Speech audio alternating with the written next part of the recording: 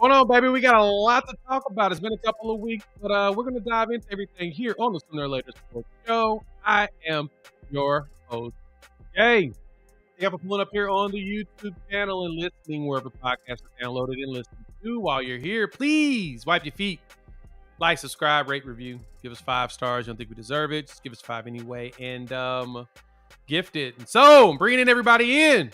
Got a lot to talk about today. We got Coop in, we've got PG in. We're gonna dive into some recruiting updates.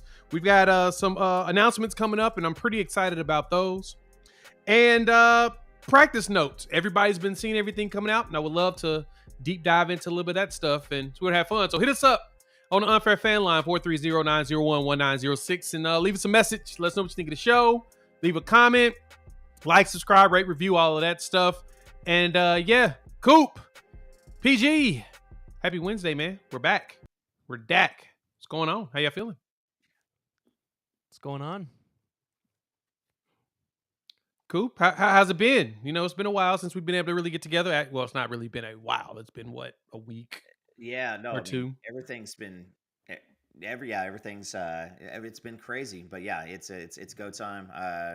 But just again, the job keeping me pretty intense, and then so but I feel the itch and the fever's been coming back here for a couple weeks, and so yeah, I'm excited to get digging in. Yeah, you sound like me, man. That's how I was feeling. I was like, man, I need to get back on the lives. But I mean, the biggest thing is I mean, we can get on here and just talk, everything that's going on in the world and sports related. But we're about to get some spring ball, so now we've got a lot of stuff to talk about. We're in commitment season. This is Oklahoma's commitment type season, right? Between April and July is when we see the biggest bulk of commitments. You don't see a lot at the beginning of the year, and luckily coming into this season, into this recruiting season, we actually had what, 6 or 7 commits already coming into 2024 for the 2025 class. So we lucked out that things kind of shaped out into our advantage because everybody was wondering what the heck was going to happen with the rules and everything. There was a lot of uncertainty. Well, now the NCAA announced that, last year that, you're going to still be able to recruit up to 85 kids. I expect the 26 class to be very, very light until April or May of next year, too. So this is the season. We've got a lot of kids to talk about. We got a lot of stuff to go into. And so, hey, everybody in here. Mike, you asked this question about the extensiveness of Everett's injury, and Stephen answered it. He's having surgery today. He had surgery today, and the anticipation is he's done until fall. And we'll dive into him as well. But first, PG, Coop, on recruiting. It's feeling good, man. Trent Wilson appears to have like 8 million crystal balls gone in. So at this point, he set his date to April 10th. I mean, do we doubt that is there a chance for anybody at this point? I'm sure somebody will say Penn State or Texas A&M. Which is funny that anybody would even think that, because I mean, the Penn State guys are basically saying he's not even going to make the blue and white game, which is the 13th, because his commitment is set on April 10th. The minute he said it to April 10th, I was like, oh, he ain't making it. He ain't making it. Because that was their last visit on his list. Ain't no chance that's happening whatsoever. So, Coop, how excited are you about picking up a player like Trenton Wilson? I mean, when we saw the writing on the wall, with Rink, I think that we are all trying to convince ourselves that if he was going to not be a legacy, he was going to come here, right? And so A&M, I don't know. I mean, like I said it kind of with some choice words that I won't use in here. But to all you guys, when we were in a chat, the other day when we were talking about it, and it's frustrating because I don't understand how you can see the same thing in A&M for year after year after year, and somehow they still weasel their way in. But I mean, I guess that there's a new chance for hope. If you can get a great actual culture there with the money that they're tossing around, I mean that's a little scary. But with with the big man. When you start having people who you don't see crystal balls from very often start dropping stuff from Maryland that he's coming to Oklahoma. That's pretty much the writing on the wall. Maryland. That's always the beauty of it. PG, when you saw that, no, you got excited. Yeah, my immediate thought was, so we just need to lose a 5-star offensive lineman somewhere so we can dedicate their money to another one, right? Like, do the same thing. Like, we just need to move. Like, we just need to let one of those happen so that we can go all in on another dude. Is that what we need to do at this point? So, no, Trent Wilson's going to be great. Talked to him a couple times. He's a great dude. So I'm excited for him to make his commitment and potentially be a part of this class. I think I did the class rankings earlier with 247 Sports. If you land him and Malik Hawkins, you're number 5. There's obviously a pretty big gap between 5 and 4. So, but Malik Hawkins, I would expect would be a 4-star by the end of the cycle. So, I was actually looking through it earlier. There's a good chance Oklahoma doesn't have a single 3-star in this class by the end of the cycle. That's exciting. That's exciting. It's kind of funny to even see that because I mean, what is Hawkins right now? He's not even ranked at. Not ranked with 247, right? He's a 3. But he's ranked. He's a 3-star with On 3, and he's a 4-star with Rivals. Yeah, I saw that, and so their consensus has him listed as a 4-star. At but it kind of feels like with him, people just kind of like assume they know where he's going. Mm-hmm. After Michael decided to come to Oklahoma, in which he's been showing out, it's like everybody quit. So, yeah. I mean, if you're looking at, if you're looking at the Eli Bowen, it went dead silent for a while, and there was it was so quiet that there was the capability of a whisper that it might be somebody different.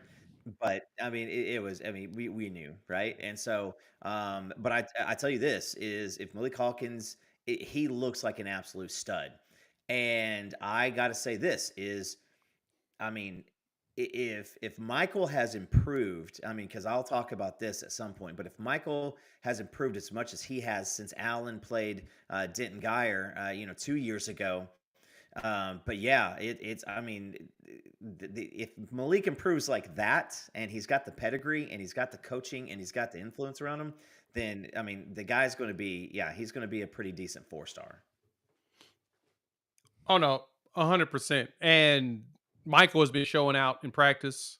So, yeah, I'm kind of curious to how that's going to look. Because I don't like that take. I talked about it last night. I don't like that take. Fair point. Fair point. But as Steven asked the question, is it too soon to thank Rink? It is right now. Let's get that official commitment and then see him. Once he goes official, then I could say we could do the thank you. But I mean, Landon would have been a nice haul, but I'm really liking Trenton. Add Trent Wilson. Me too. Then you can add Cole up there in New Jersey, which I really like the ideal of him. He Cole with a kid, he's super tough, and he's shown his toughness in a lot of capacities. So I think I would be interested in having him join the class. And then of course Malik Hawkins. Everything about him at his size feels like he should be rated a lot higher, right? And watching him do some stuff at Frisco. Now I've watched his film, and it just he more so just doesn't get much thrown his direction because people don't want to fool with him because they're not stupid. But at the same time, we just need him to we need him to start camping. Once he starts camping and really showing off his talent, people will have to rate him higher. But at the same time, I honestly don't see him really camping much. Like why? Like why would you go really do much mini camps? You really have no reason to at this point, unless you don't want to be the one to have a higher class that's not ranked. I mean, that's why I don't think that really means much. He does not want to be that one guy. I mean, fair, but does that really matter though in the long run of his ability to play? I mean, Smitty might make it matter. Fair. He might say you ruined it. I don't think Schmitty cares about rankings. He cares about them guys that can play. But Steven has asked a good question here with Floyd Bucard. It looks like he hasn't been to Oklahoma, but I just saw an article just literally went up on Rivals. It hit my Twitter, and it appears he has a really, really, really good relationship with Bates. And like he's trying to figure out how to get here. And PG, I think you've talked Yeah. to either him or people around him. I'm assuming that's something that's actually viable. Yeah, Floyd Buchard is in a good spot with Oklahoma. So I think what's going to happen is you're going to get Trent Wilson. I don't think it's a secret. You're getting Cole Breiler. He's never been to Stanford, so I don't know why they were in the top 3. He's been to Ohio State once. Like, you're pretty much landing. So you get those 3 defensive linemen between Kamori Moore, Trent Wilson, Cole Breiler. At this point, it's like, all right, we're not going to push hard, but we'll if they come, they'll come, and I think that's going to be Floyd Buchard. And guys, the Landon Rink sweepstakes aren't over. If he shows back up to campus, it ain't over. And I'm telling you, he said those things ain't happening. There's a chance. I don't believe his tweet of I'm only going to do my visits with A&M. I just don't believe it.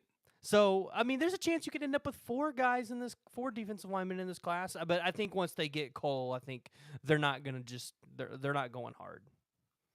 No, I get you there. I totally understand that. Besides, so as we look towards the end, there was another Jay, person that put out their dates. Go ahead, Coop.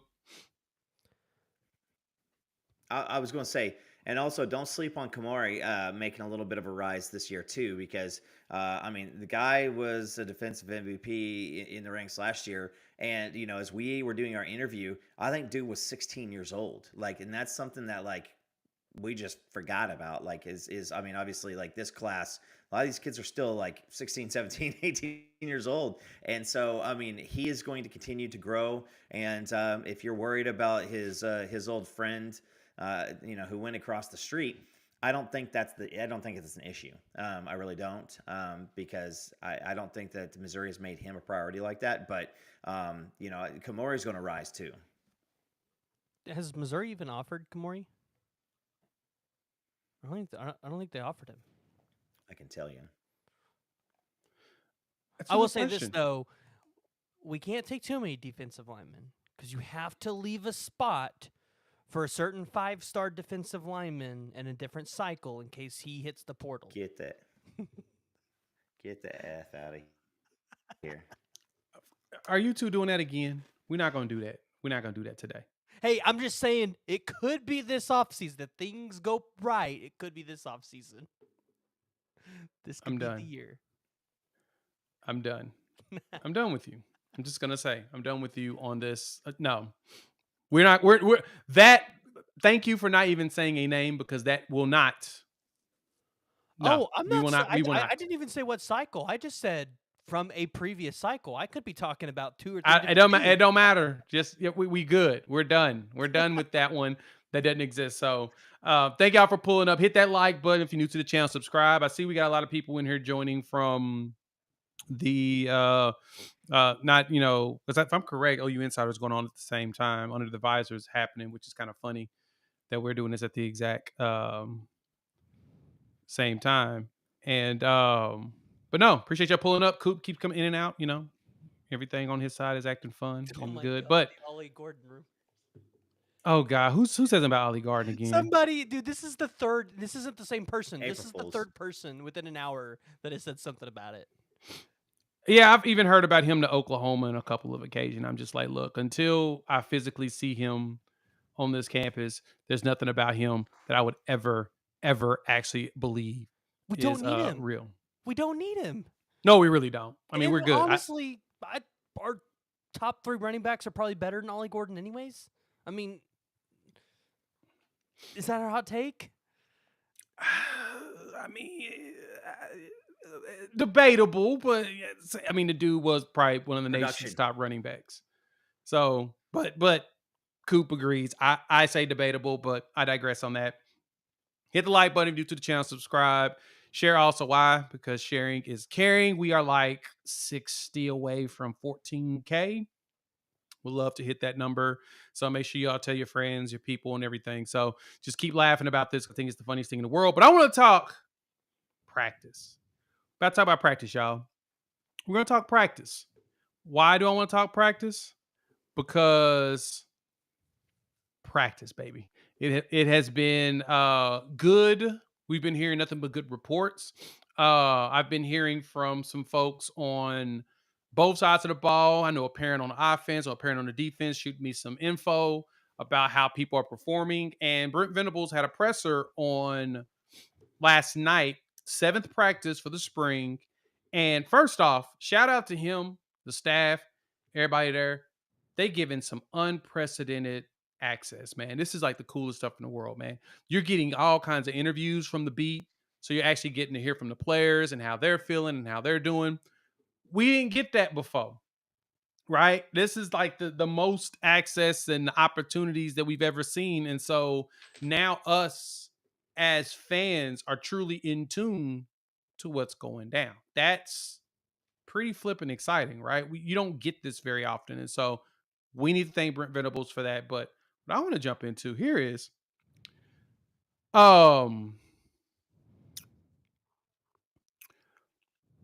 Troy Everett, hurt. He's done until fall.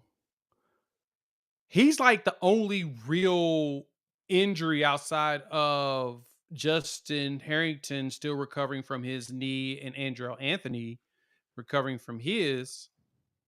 For the most part, we sound like we're kind of healthy, right? Javante Barnes is healthy and he's moving around well. I mean, Caden Helms sounds like he's got just a little hammy thing, but he's expected to be out there next week. Guys, give me a player on both sides of the ball that you're excited to hear more about over the next set of spring practices next week. Coop, I'll start with you, and then PG, you follow up, and I'll wrap us up on that. I think I'm becoming a Hardy boy. Ooh. It's what have I continually said about our defensive backfield? Nowadays, you got to be a dude to come in and to play. Yeah. And yeah, I could go with the reports that Okoye is a freak and he may show up as a specialist. Jackson, Stone, all that stuff. Hardy's one that I try to continually tell myself to stay locked in, like don't give up on him, but I got so enamored with that class. There's so many good people over the past 2 years, but yeah, I will say Hardy, and then our Crimson Missile brother. Our Crimson Missile is gaining some steam, and people are starting to take notice. And so I'm gonna have to pull that tweet back from before he even signed. And when I called it out, and I put it out there. So, but yeah, I mean Hardy and those. I mean that's got to be it.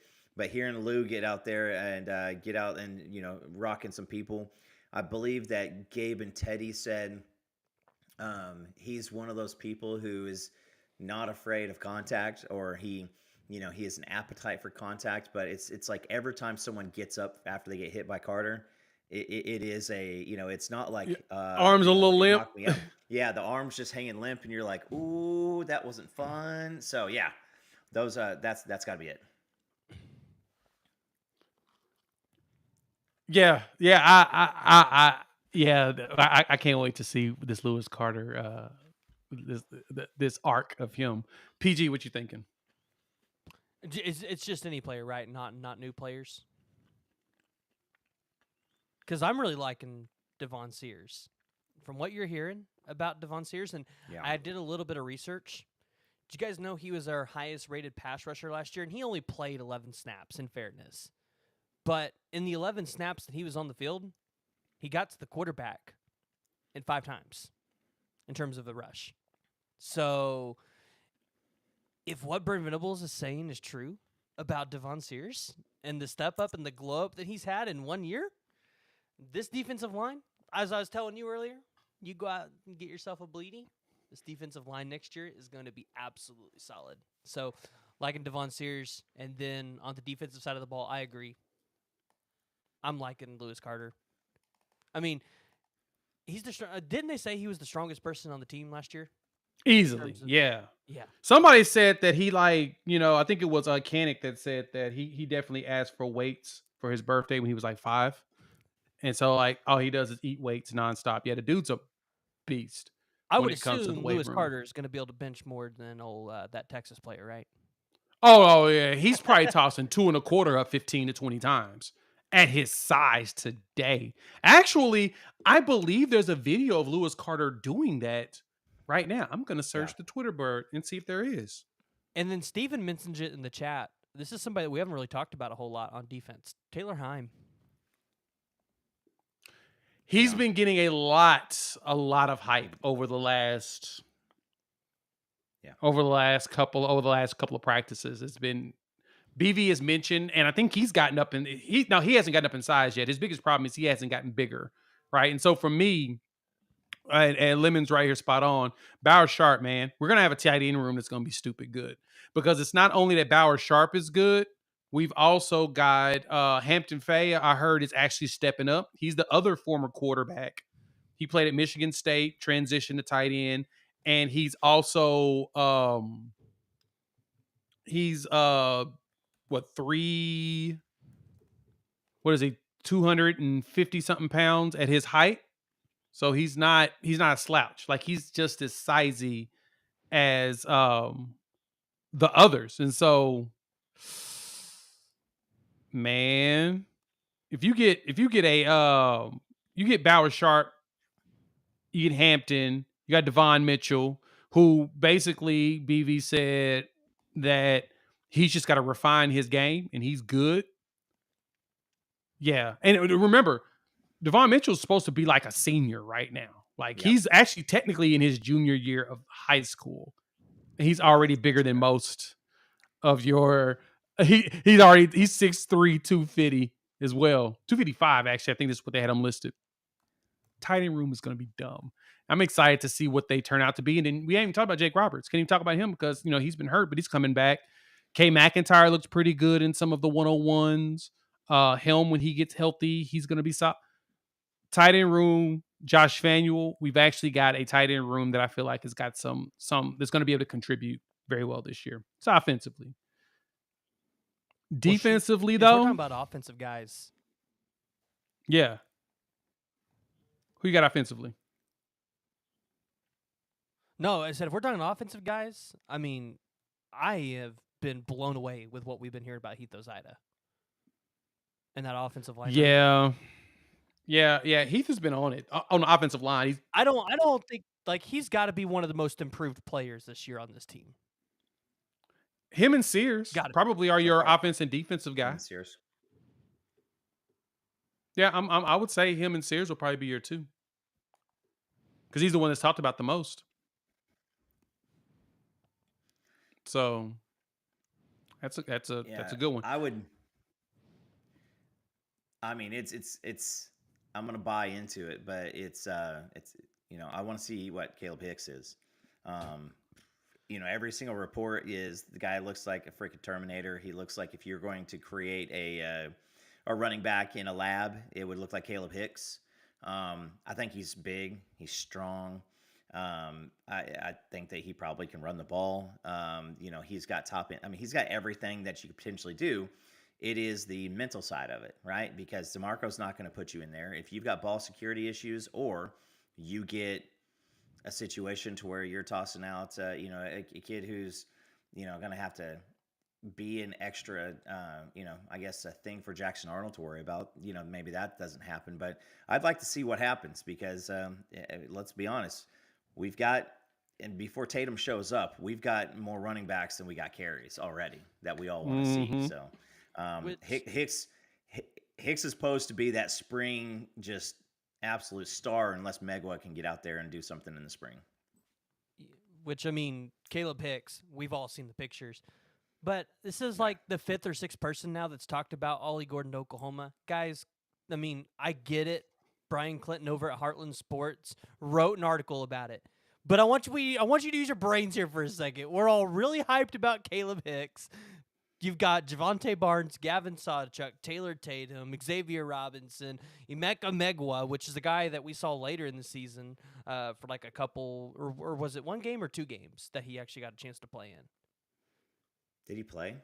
I don't think he ever played. He played last year. I texted Jay because I was excited because Jay always talks about this guy. My point is the running back room is way too deep. It doesn't make sense for Ollie to come here, so I think we need to put that to rest. I mean, if you're trolling O State fans, like let's move on. She was good to us while she, well, that was what we were, but we've moved on to bigger and better things. So don't troll Oklahoma State fans anymore. Go find a nice LSU fan to troll. At least they know how to fight back. I can't believe Brian Clinton actually would do that to everybody like that. That's just I have hilarious. not read the article. I'm looking at it now. Just by It's skimming funny. it, it looks like he was kind of alluding to Josh Pate's comments about the portal being wild and maybe alluding to, hey, like Ollie Gordon, Oklahoma would be. I just from looking at it, that's what it looks like. I haven't actually read it though. Yeah, that's just dumb. But anywho, I do want to talk about this. And Steven, thank you for bringing this up because this is actually the next thing I was about to pull up. Is these 101s that we were seeing with the wide receivers, linebackers, tight ends, and everything. Like right here, here's your JJ Hester one-handed catch in the back of the end zone. Like they were out there battling, and there's like a minute and some change. You got Gibson out there getting his in. Goes to the high point. Everybody was looking good, and what's funny is that Kip Lewis looked solid. There's some stock to pick up on the defensive side, get you some Kip Lewis stock. There's your Bauer, Big Bauer, and he's battling Hardy. Which is, of course, they were duking it. Like this was not even a game. You got Farouk going for it, and of course, remember this drill is really beneficial. Woo, Vaughn. Devon Mitchell. Oh my God, that was Fanuel. Okay, no, that's Fanuel. Yeah, that was Josh Fanuel. And of course, wide open Petaway. Yeah, Mitchell's 84. Yeah, but you got this entire drill is very favorable to the wide receiver because the wide receiver know what they're going to do. Their job is just to get open, and then the defender's supposed to figure it out. Look at that Kip Lewis knocked down. Good Lord. Him in space, jeez. He's already shut me up. Kip Lewis, you can already see that he's already put a few LBs on because I shouldn't have bigger. Yeah, Bowers. Listen, if the guy can block at all, what's up, Reggie Senior? That's a big dude. Yeah, or Reggie 2 back in, but Reggie Jr. Yeah, you've got. I mean, listen, Texas is back. Winter is coming. Caden Helms is back up. Or he's healthy or coming back. Like I got to see it. I'm gonna have to see it before. But Fanuel has not disappointed much. It sounds like Bauer Sharp's probably going to be lining up number one, and it sounds like Jackson Arnold has some decent rapport with him. And if you need a super athletic 6'5" target, that's a pretty good friend to have, if I do say so myself.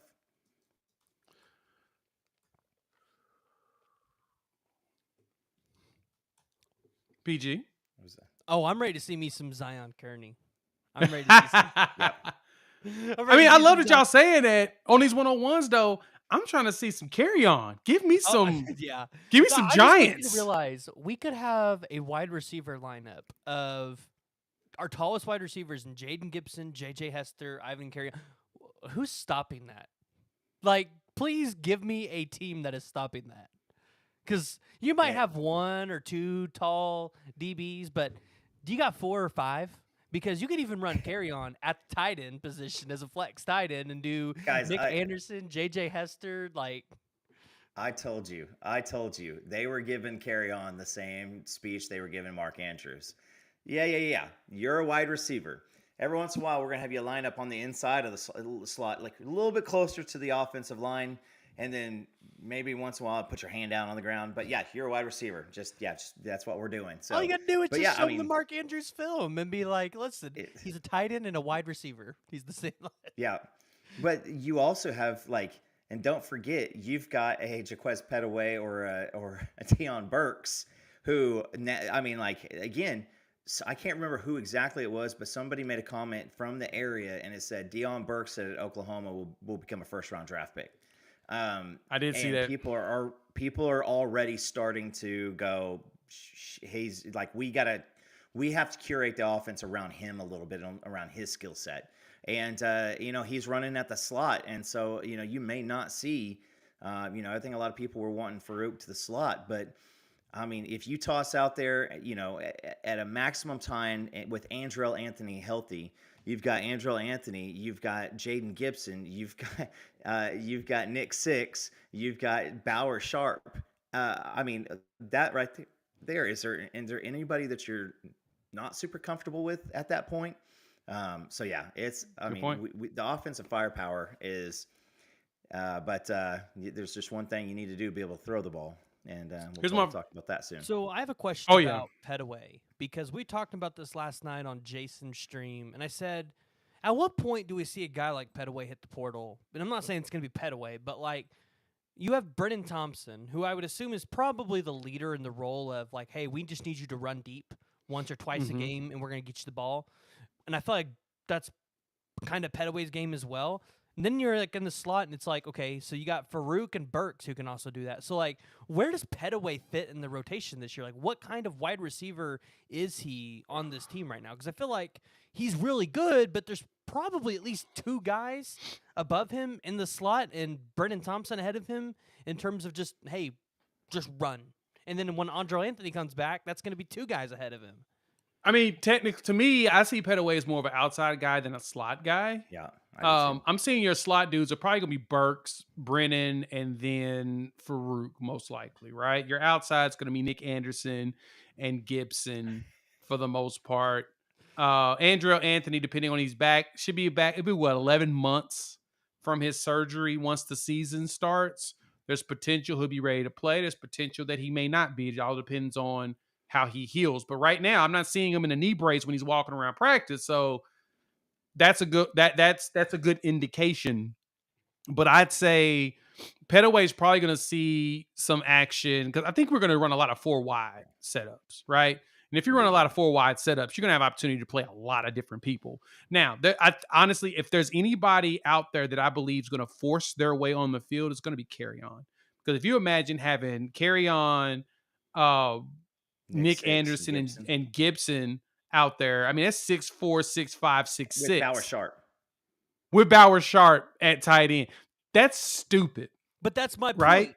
I feel like you're going to want your tall guys outside, and you're going to want your small guys inside. Yeah, And- you want the ones that can maneuver well, be agile. But I think Petaway could be on the outside, just outrun the defense. Now, but what about granted, the Reagan? good 'Cause I didn't thing, even mention him. And Reagan good- is another guy that is in Petaway's class. And again, I Right. really like Petaway. I'm just like, man, this feels like it's tough. the good thing for Petaway is that he's still young, and he's probably going to be used more next season. Because at that point, Farouk's gone, Burke should be gone. So it'd be him and Brendan Thompson, just depending on how he develops. And I think Anthony be back, depending on how he plays this year. I think he has one more year left after this year. I think he came here with 3 years of eligibility. Jay, but you'll have Nick Six, Gibson, Petaway, Brennan, and then Andrew Anthony. And then you start going with the younger players. I don't expect to see a lot of the young dudes actually play, though. That's the thing. And a lot of them are willing to earn their stripes and get better in their route running. As long if they're the best, we're going to play the best receiver at the time. That's the one thing I can tell you that Emmett Jones has shown. He's going to play the best guy. Well, I'm wondering if we see Petaway a lot on special teams in terms of like. Oh, I think so too. I think make him the return man. Call it a day. Hell yeah.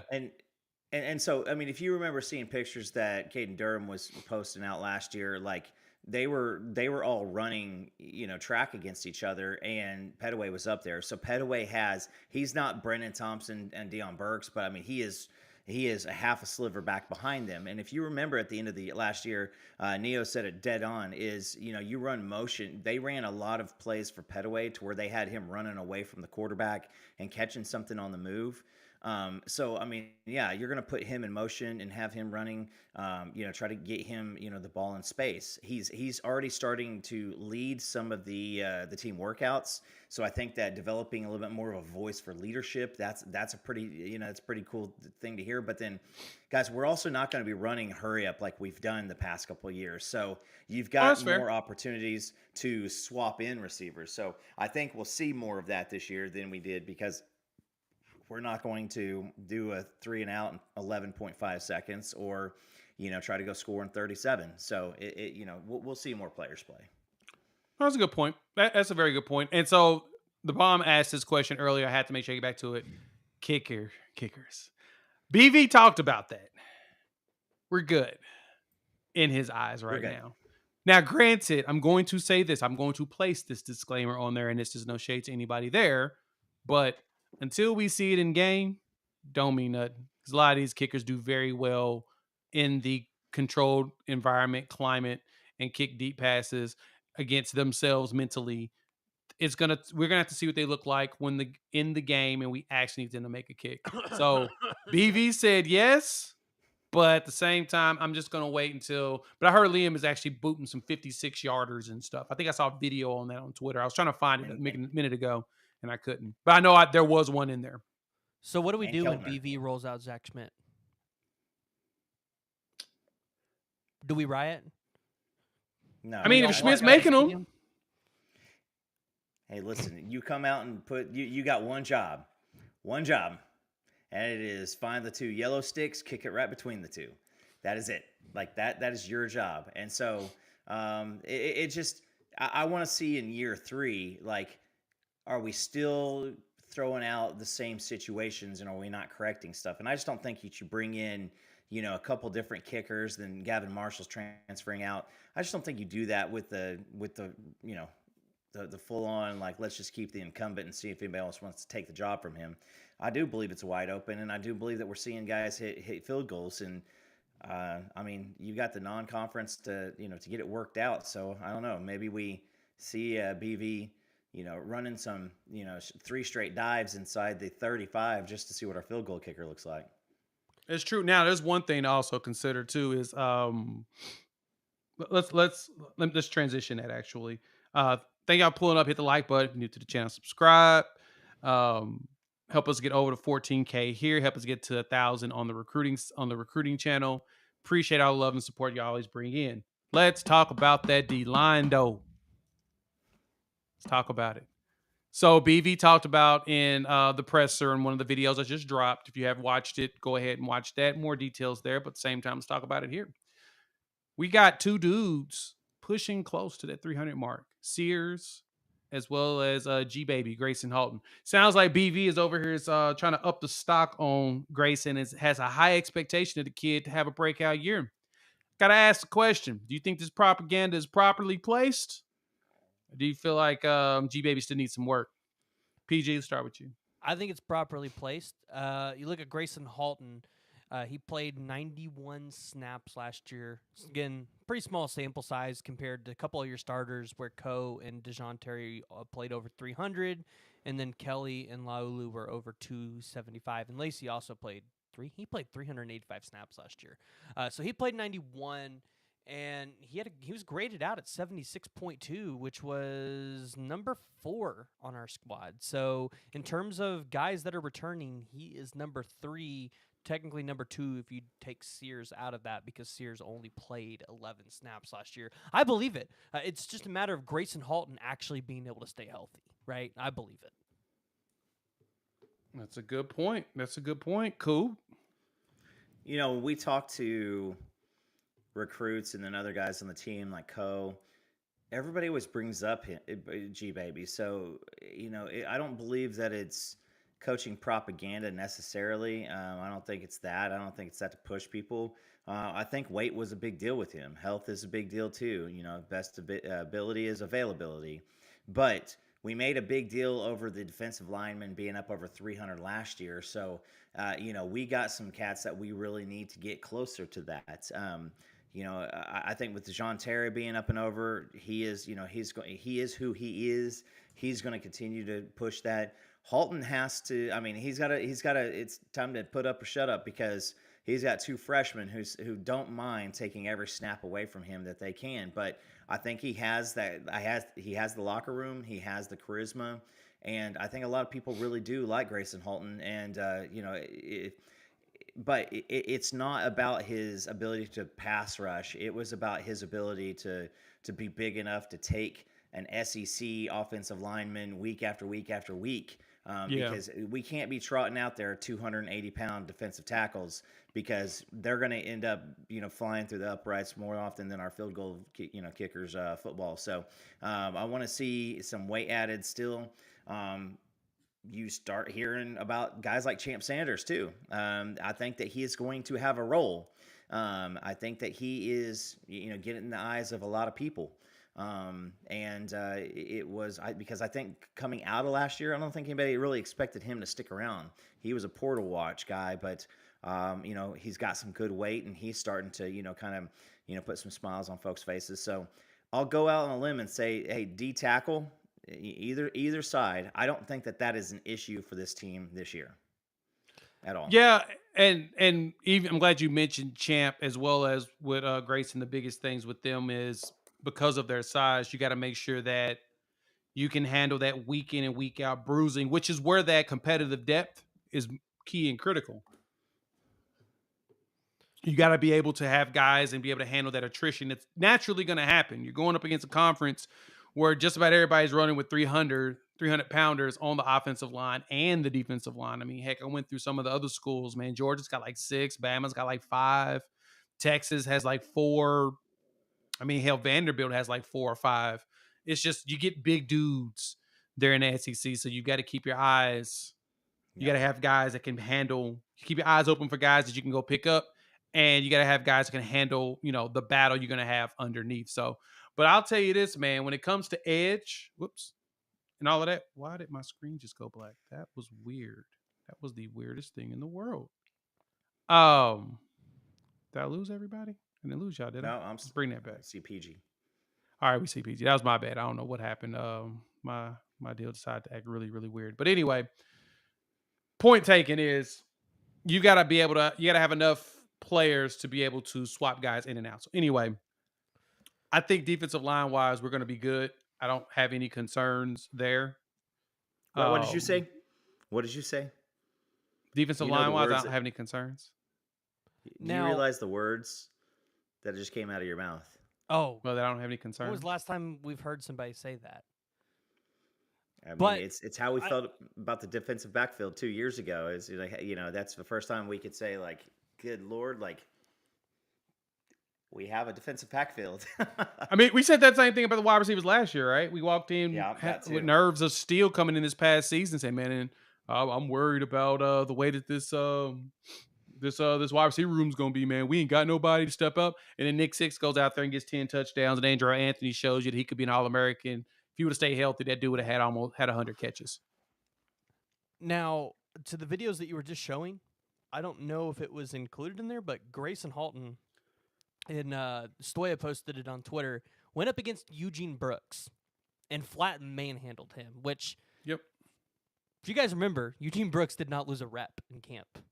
No, he didn't. He was destroying 5 stars at camp. So when I saw that, I was like, oh, so Grayson Halton might be the real deal. Because, like, Eugene Brooks a true freshman, but, like, he don't play like a true freshman. No, and the most important thing is having the strength and the weight to be able to do it. Yeah. And right? Also, Eugene Brooks was one of the first people, as soon as Everett went down, he was the first person to put his hand on a football and start practicing at center. So, I mean, they've already seen enough out of him to say this is pretty decent. So, I promise you this: stars ranking wise, this offensive line wasn't super sexy, even though it was. I mean, it's really not a bad offensive line hole, but I think that missing out on some people. But you watch with Akinkunmi, with Eugene Brooks, with EPL coming in. I mean, guys, this could turn out to be a very, very, very fruitful, offensive line haul this past class. And that class is going to be one that's critical when it comes to what we do going forward. Only thing that sucks is that the line is young, right? It's a lot of young players, not that many snaps. We didn't return very many snaps. So, I mean, Sexton had the most. If they gel and figure it out, and BV mentioned this in his presser as well, he said the big thing for them is really just getting cohesion. And I actually had a parent hit me up and tell me, hey, what I'm hearing about the line with, having a kid on there and what they're doing, they're taking it upon themselves to meet on a regular basis to try to get that gel down faster, right? They're following, of course, the standard instructions from the coaching staff, but they're taking it upon themselves to do some extra work. That's freaking huge, right? That's what you want. Then we'd be like, all right, I know we don't want to be the weakest link on this team. We want to make sure that we're showing up and showing out for this team. And so what they're doing, they're working out together. I bet that offensive line is one of the stronger rooms on that team come mid-season next year. I can see that. I can see them being like a tight-knit group and everything. I agree. I would bet you're going to have your starting offensive line probably consists of Everett, Sexton, Brown, Fabechi. I really want to say Hito Zaida. I really want to say Hito Zaida. It's going to be Ozada. Yeah, it's going to be Ozada. So honestly, my setup has always been Sexton is your left tackle, Ozada is your left guard, center is going to be either Everett or Bates. Right now it's Bates. Right is Fabechi Weiwu, and then your right tackle is going to be Jake Taylor. And I think that you're going to see a combination of Tarkin and Spencer Brown rotating in a lot on the tackles, just to keep and by keeping cohesion there. If they all get enough snaps, you'll be able to rotate guys in and out and still feel comfortable. And then your guards will be a lot of your freshmen to get some run. You'll see some Brooks. You'll see a little bit of Isosa. You may see Sakankumi. I think Autry jumps in at your third, right behind Spencer Brown there at probably the right or the left tackle. So, yeah. Definitely so. Bishop, what's up, sir? So here is, and I'm not going to tell you who this is from, but I promise you, as I read it, you'll probably giggle a little bit. But this is from one of our offensive linemen, a newer guy. He says, I enjoy going up against G-Baby and Stone. I'm not sure who the toughest is yet. I'm still learning right now, just making dumb mistakes and overthinking, which is stopping me from being part of the ones. Like, if you just hear that and listen to the sentiment behind that, like they know, like this is where I listen to technique. This is where I listen to coaching. This is where I make the mistakes and try not to make the same mistake twice. Yep. And so, I mean, I love it. And Garen Hatchett also, he has the chance to be, he can play center, and he's still in the boot from his foot or ankle surgery. Yeah. So he should be soon. And, as long as things that I'm hearing continue to happen, if he's homesick, he might have a friend come hang out with him here this summer. So, yeah, and that's what I heard too. Assuming there's no setbacks, I think Everett's going to be your starting center because he will be. He's still going to be able to lift upper body, so he'll be able to keep his body maintained there. And I think just a little he'll be able to do in fall camp. He's probably, unless Bates just makes some great ascension during the spring and the summer, it's going to be. And he's got it. I mean, this is the opportunity. I believe that Gabe said it in the podcast today. It's all in front of you. If you literally can't take this job right now, then the only person that you need to have a conversation with is the man staring back at you, because it's absolutely, this is him. And he is a mauler out of Colorado. And, but again, it's the quarterback center relationship is not as intimate as it used to be because of the shotgun snaps all the time, but you still got to do these things. But yeah, he is going to, with Everett it was a knee that, we heard from some of the players, fams and stuff like that. They are awesome. Miss leg day. Golly. Done deal. And with that, the big confident thing about him is BV's expecting post fall. He said fall camp is when they're expecting him to come back because of his procedure today. Play.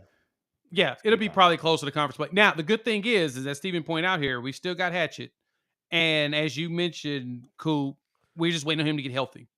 And once he's healthy, and I think he'll be healthy post-spring, probably closer to summer, he'll be ready to play in the fall camps. And if he goes in the fall camps and does well, be him and Bates. Period. And I promise you this. Again, I think this happened today too. Gabe said playing center is a lot easier than playing guard. I promise you, we see what EPL is. If we see Eugene Brooks and Isosa looking like this, Akankumi looking like this, EPL could come in here and really put some smiles on folks' face. I still say you Oh go for yeah. at least two offensive linemen in the portal. You absolutely have to do that. That's 100% because you can't count on that. But just as how much of a freak athlete he is, the footwork's going to be there. The mental side of it's going to be there. And if the strength of it, which is the one that I worry about the least, if that comes along and he's ready, I mean, it's you expect to see it. Oh, is that what I think it was?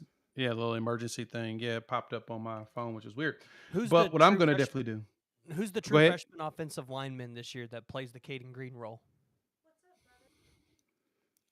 Bitches out and Brooks. leaves for another team. I'm going with Brooks. I think it's going to be Brooks that's going to be the one that's going to actually play. Yeah, I I'm think not the talking one about he. leaving. I'm talking about somebody that comes in mid-season and just like takes a job. I think Brooks. I think it's Brooks. I think Brooks has the best chance to actually play early because he's just that talented. I mean, unfortunately, for that situation to happen, either we ran through a nice string of injuries or somebody on the outside is playing horrendous. So I almost got to say, like, I think I see. I mean, I got to agree with Steven there. It's got to be Brooks or EPL. I just believe EPL is so freaking talented.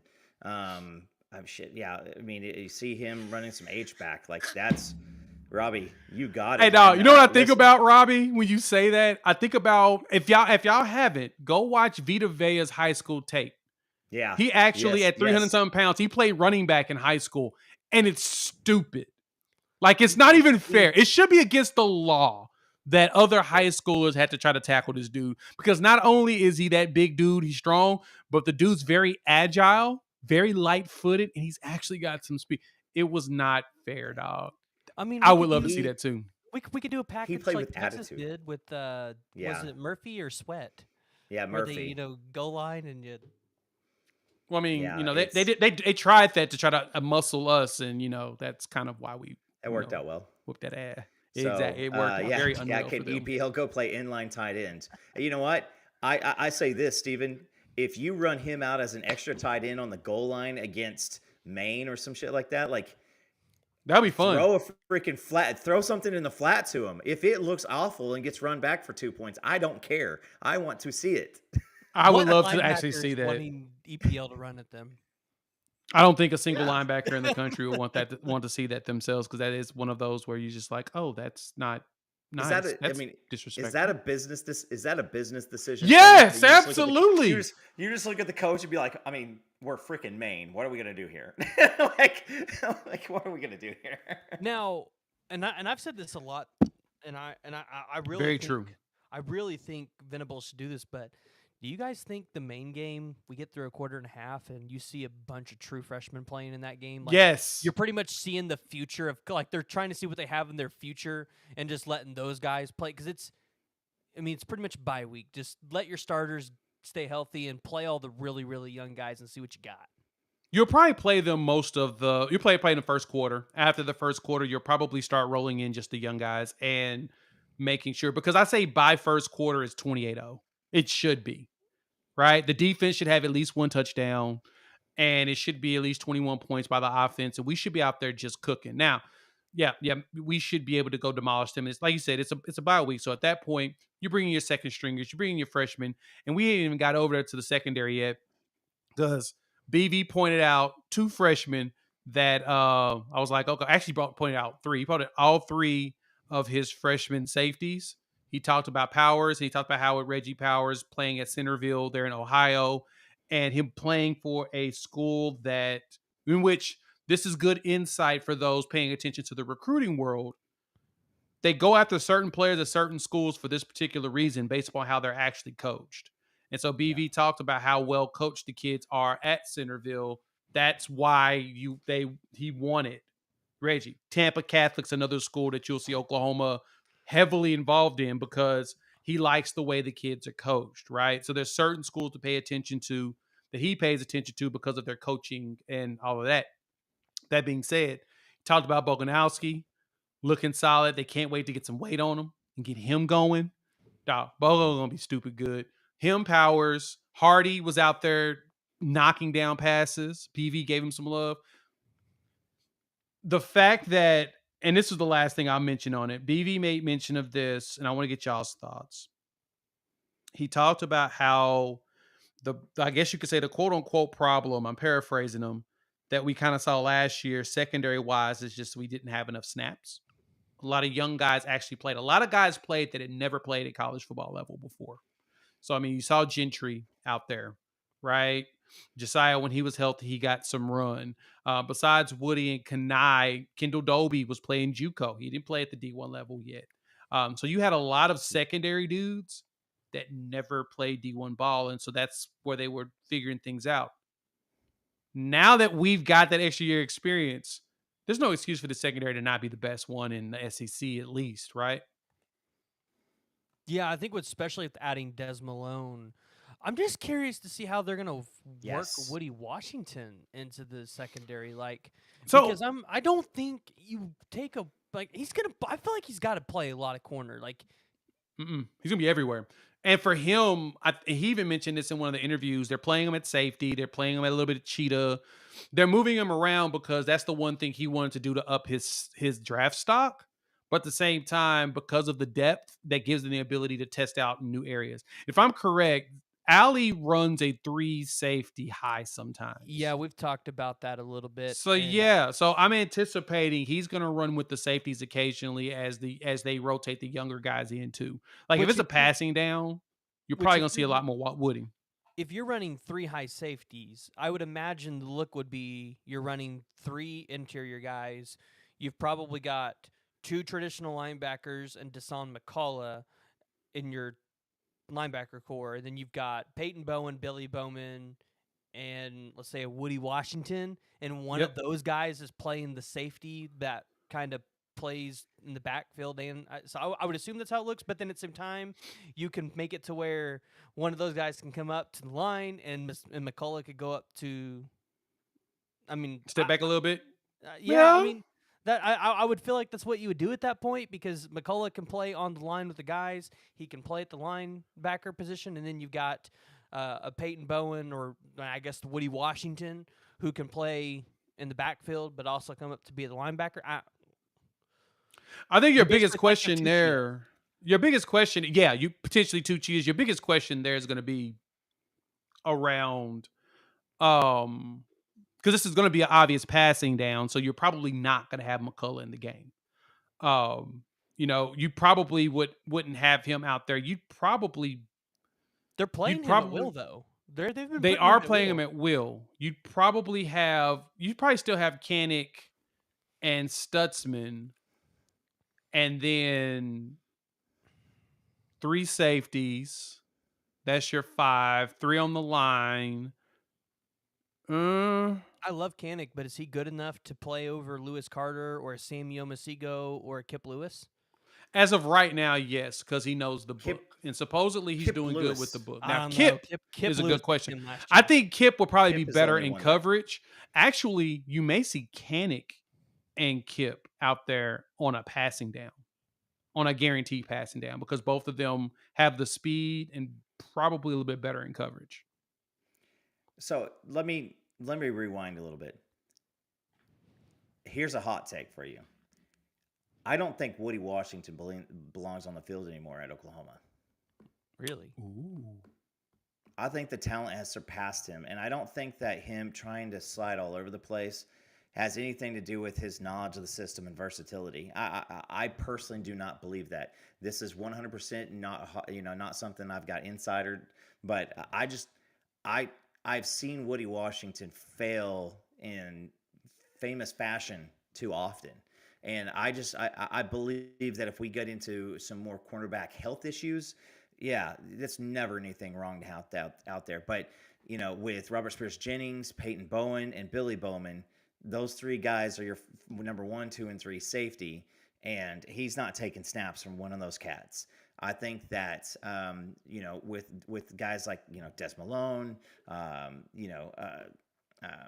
Walker, Seatbelt Vickers, Gentry, if all those people are healthy, I bet you see less and less of Woody throughout the year unless we get into like a scary pinch. And maybe that's better for him because I feel like whenever he had targets in bulk is when he struggled the most. And once he gave up one, it was kind of everything broke out. And so, I mean, you can disagree with me all you want, but I think the talent has just surpassed him. Well, and that's kind of what I guess that's kind of the point I was trying to make because I understand what they might try to do at Cheetah, but I don't see him playing over a Harrington or a who's the other kid? Kendall Dolby at Cheetah. Like, do we really see him playing over those guys? No. And then at corner, Especially to me, Dolby it felt won like, award after award last year, on the defensive side, and he only is smarter and probably stronger at this point. So I don't feel like he's going to slide back. Yeah, to me, I feel like Woody's back to mostly be a safety net at corner for if Gentry gets hurt again, or if Jaden Rowe doesn't look as good. I agree with you. Like he's 5'11". He gets beat all the time. Like I don't know where he fits. He doesn't get beat all the time. He's gotten beat on some epic moments, but he ain't getting beat all the time. Like at one point, people didn't want to throw to his side of the field out of fear. Then they realized that Gentry was even more of a threat of the interception, and then he started to get attacked again. But he still wasn't giving up a lot. That's the good thing. Now, there were some epic fails. We've had some epic fails by a lot of people, but I totally get what you're saying there, Coop. To me, though, I appreciate the veteran presence and understanding. Hell, those players praised him. I don't think you see a lot of him, though. I think you see a lot of him in mixed areas, which is probably a better thing for him. He doesn't have to sit on the island anymore. No more island. Gentry's your island guy. He's your boundary guy. Is he the island boy? Yeah. Gentry's the one you're gonna put on the island specifically. On the island. Here's why people are cringing and going, how the hell are you gonna say something outlandish, Coop? Is because we're too close to bad defensive back play. And at one point, he was a freaking savior. I always do that too, PG. Where's my fingers? Yeah, I can't figure out where. Apache's comment. So Apache's comment. He is. I mean, he is the last remnant of pre-good defense on this team, and so I appreciate everything. And you know what? I don't think he gets drafted. I don't know if he's, I don't know if he's a stellar prospect because I don't know if he has a really an elite trait. So what is good? You ask him to come back, you slide him some NIL money to not go anywhere else, and you say, hey, what are your thoughts about coaching? And you like Billy Bowman right now. Now Billy Bowman's going to the league, but you like Billy Bowman right now have Stutzman coaching the linebackers. You got Billy Bowman coaching the safeties, and you got Woody Washington working with the defensive backs. I'm not against it. I just think let's not force Woody on the field when somebody younger of similar talent is showing out too. Because I guess I'm just trying to think. No, sorry. Yeah, go ahead. Yeah. No, I was just trying to say I don't understand. I mean, again, I'm not complaining that Woody came back, but I don't understand how him coming back increased his draft stock this much if he's going to play all these different positions. No. Because because in the league, versatility in the league, they like guys that can be moved from safety to corner, and if he can prove that he can do both, that versatility helps him a lot in his draft evaluation. So that's kind of key. And now this is a good question here, Rowe. Dude looks like he's back and healthy. Mm-hmm. He's actually out there moving around. He looks Jaden good. Rowe.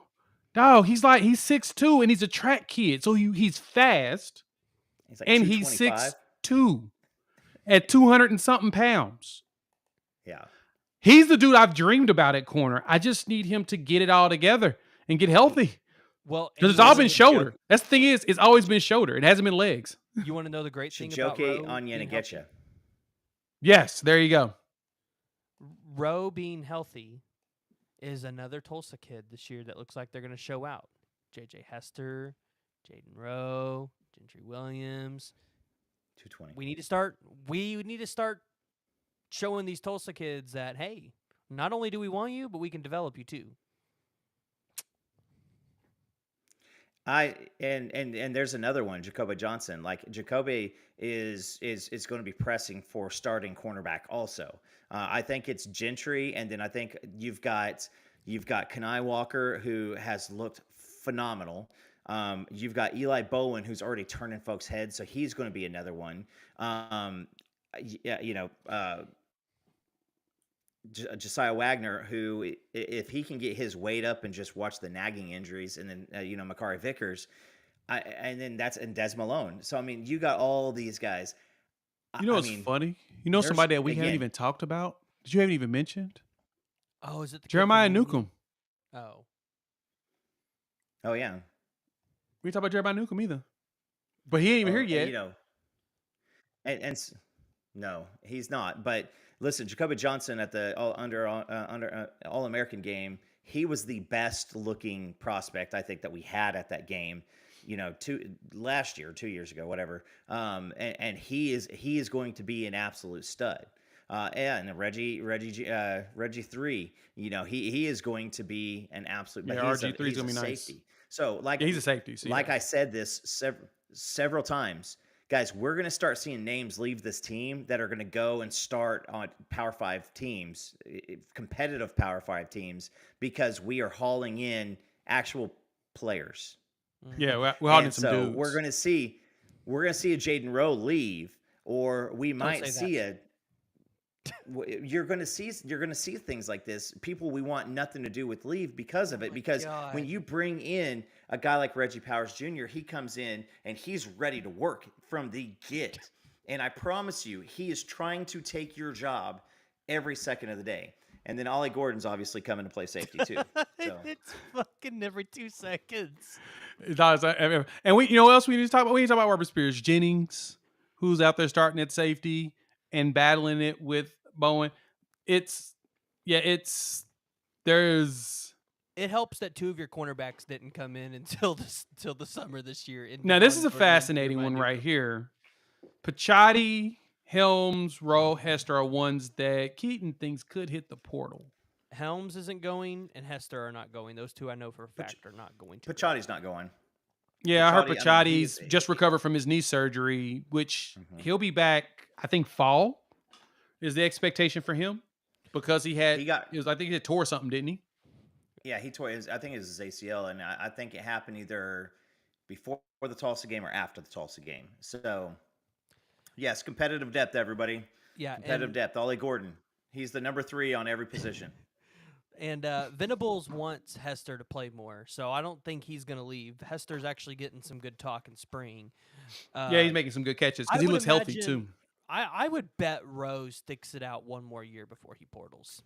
I'll be honest. I would be surprised if anybody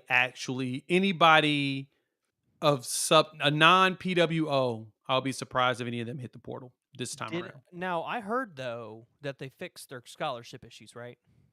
Oh, yeah, we have to worry about that. Because it's signed up. What's fascinating about the scholarship piece is that we're going to be doing similar to what, the big boys like Alabama and them have done, right? It's a numbers game, right? So what you do is all the guys that are running at that are in grad school, you take them off scholarship. You put them on an NIL deal that pays for their graduate school because it's a lot cheaper than undergrad, and you just preserved yourself a scholarship. So we've got enough older players on this list that will probably be NILs without them being actually on scholarship. So you're talking, you just like don't know it. Downs or a guy like that. I'm thinking of Ethan Downs. I'm thinking of DJ Terry.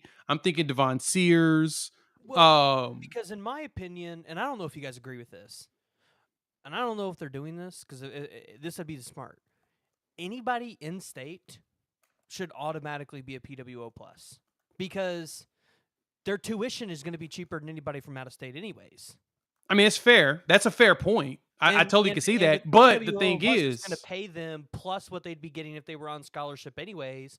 Then being on a PWO plus versus a scholarship, I wouldn't feel like would matter too much outside of the problem you run into with your in-state guys, unless they're like upperclassmen, they have to stay on campus as a freshman. It's like one of those OU rules. And because of that, you may as well just have them on scholarship. It's a lot easier to manipulate that portion of it. But because your upperclassmen are all living off campus, yes, I totally understand that idea. That's not a bad premise at all.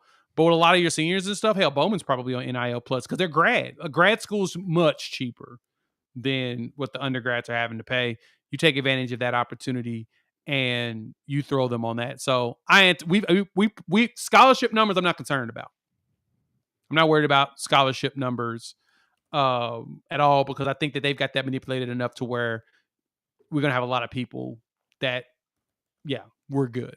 We're good on that part. I have a hard time seeing anybody else leave at this point. Like, well, obviously we've heard rumblings, No. and I mean, like, Same. I think you're probably your two areas you look at of loss right now is wide receiver and linebacker, and it feels like those rooms are pretty happy. So, Yeah. I don't think that we see anybody else gone at this point. I think that we're going to, if anybody leaves, it's going to be somebody who we forgot is on the team, is out there. Yeah. Maybe like a Marcus Strong, just because the numbers seem to keep on coming out in front of him and he's pushing him down. now. Yeah. I don't know. I've heard some stuff about him. Like, is he not? I heard he's making progress, but he's still pushed down the depth chart. That's kind of the problem with some of the players. Yeah. Yeah, that's what I'm looking at too. Yeah, it's the question is how much space is he going to be able to make pushing up? Because you got Champ Sanders fighting with him and G Baby fighting, of course, Jackson and Stone, which they're going to have to play. Like, I forgot who wrote it. Somebody said it. Basically said they think Jackson is the best defensive tackle we have on the team right now. If you look in the chat, I have him and Terry as the starting defensive line and tackles. Yeah. So what? You're thinking Grayson Halton, Dejon Terry, and Jaden Jackson? I'm thinking Jaden Jackson. I think DJ and Jaden Jackson and DJ and Dejon Terry. Well, that's what I mean. Yeah. Dejon Terry, Halton, and Jaden Jackson. Yeah, it'll probably be and then Stone. That'll be your rotation. Well, if you're wanting to run a 3T, though, that's what I'm thinking. If you're wanting to 3T. No, 3T, you've got your nose is going to be Terry, and then you're probably going to have Jackson at a 3 technique, and then you'll have an edge, which will probably be Ethan Downs. On running downs. Or even Caden Woolard. Because Caden Woolard, supposedly, he's 260, and supposedly he's out there wrecking shop too. I forgot about that kid the other day when we were talking about. And I'm gonna say this. The key thing to remember this too is that right now the defense is so dominant in practice. This really looks like what Oklahoma was in the early 2000s. 100%, straight up. PJ as well. Is PJ at weight yet? They're still pushing him. I know that a little bit. They're trying to get him to 265. He's in the 250 range. I think he'll be close. I think he'll be 260 by season start. Problem for him is metabolism.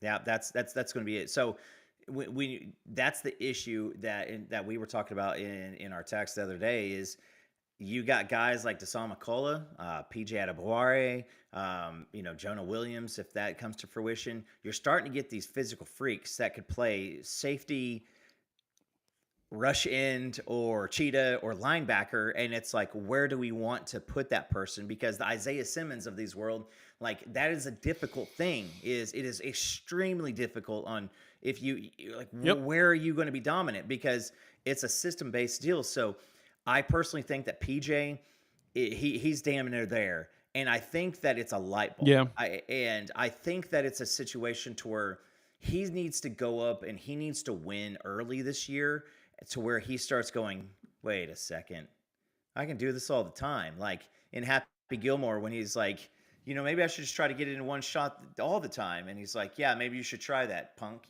because like we can't do those simple things like PJ can. And so I think that's it, is he's going to unleash. Now, I think that it's a technique situation still with him. The dude's still learning football. That's 100% fair. That's the funny part. And then you can add to that list too. Taylor Wine out there, he's running around at what? Taylor Wine, he's running around at 250. He's like 250 something. Heim is out there. Heim's got to put on weight, but he's like at 220. But he's still. I'm hearing good reports on him. You still got Okoye who comes in at 255. Like, I think that's what's terrifying about him. You got these freshmen, him and Nigel Smith at 255 walking in as freshmen, like, and they're fast and man, just It's we're going to wrap it up there. Keep y'all excited around the defensive line. I told them I was going to try to do 30 because I was going to get some other stuff done. And we're now an hour and 15 minutes in. There's zero chance I won't be able to get anything else done tonight. So we're going to wrap it up, put a bow on it. Let's put it this way. The defense is looking like a 2000s defense when Brent Venables first got here, kind of like Clemson's type defenses that he started building there. We're looking like that. Only thing we really need, we just need a couple of more 300-pounders. Probably 315 to 320. Just guys that can eat up doubles. Yeah. And make it to where everybody else can get their jobs done. I think we're getting to that point now. But at the same time, I've also heard that it's hard to double Jaden Jackson. So that's probably why you're going to see him play. So, all right, PG, let people know where to find you. They should know, but just go ahead and tell them. Yeah, I mean, if y'all don't know where to find me, you might be living under a rock. You guys can find me here on the YouTubes at the PG Show. So I do a lot more recruiting content. Jay covers a lot of in-season stuff, spring stuff. I'm covering a lot of recruiting stuff. So yeah, PG want to talk to a lot of the kiddos or whatnot. And of course, you can see Coop here with me on a regular basis. So we appreciate you pulling up. Hit that like button if you're new to the channel. Subscribe. And of course, if you're listening, rate, review, give us 5 stars. You think we deserve it. Just give us 5 anyway and gift it. And with that, we will chop it up with all of you. I don't know. Probably on Sunday. I think I'm going to be able to do it remote. I'm working on it and making magic happen. We'll talk soon. Peace.